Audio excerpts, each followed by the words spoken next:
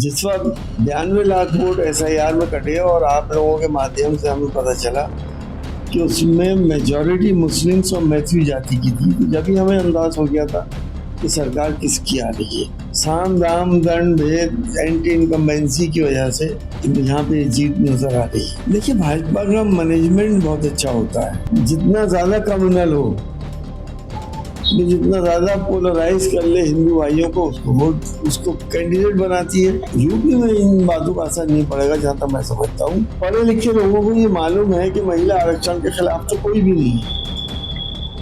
और महिला आरक्षण बिल तो पास हो चुका है, प्रेसिडेंट के साइन हो गए, वो एक्ट बन चुका है। ये जो एक्सपेक्टेड से जिस वक्त 92 लाख वोट SIR में कटे और आप लोगों के माध्यम से हमें पता चला कि उसमें मेजॉरिटी मुस्लिम्स और मैथिली जाति की थी, तो जब ही हमें अंदाज हो गया था कि सरकार किसकी आ रही है।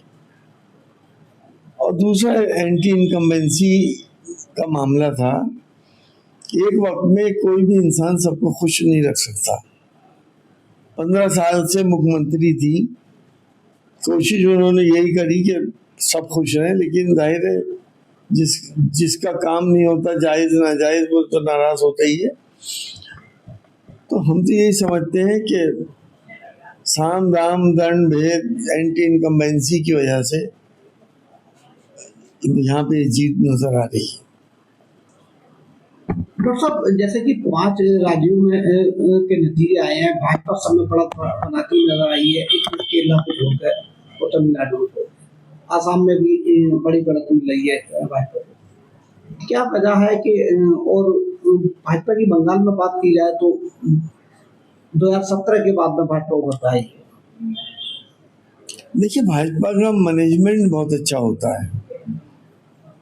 भाजपा बूथ लेवल पे काम करती है, देखती है कि कितने, कौन सी जाति, कौन से धर्म के लोग हैं, वहाँ पे किस तरह से इनको बांटा जाए, किस तरह से कैंडिडेट खड़े करे जाएं, और कैंडिडेट का चुनाव भी देखभाल के करती है कि जो जितना ज्यादा कम्युनल हो, जितना ज्यादा पोलराइज कर ले हिंदू भाइयों को, उसको कैंडिडेट बनाती है।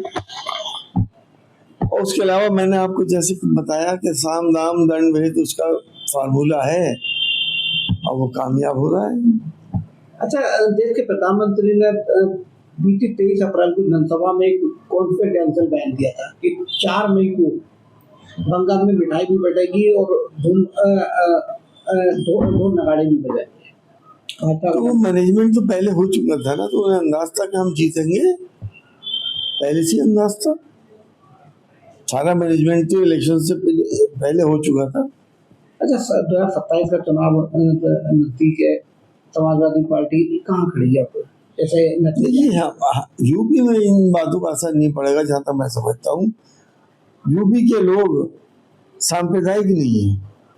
कभी कभी वो बहकावे में आके बहक जाएं, लेकिन मेजॉरिटी यहाँ पे जो है वो सांप्रदायिक सौहार्द को बनाने में इंटरेस्ट रखती है। और हमारा हिंदू मुसलमानों का ताना बाना इस तरह का है कि हमें एक दूसरे से कोई अलग नहीं कर सकता। तो यूपी का मामला दूसरा है, वहाँ पे बंगाल के हालात दूसरे थे।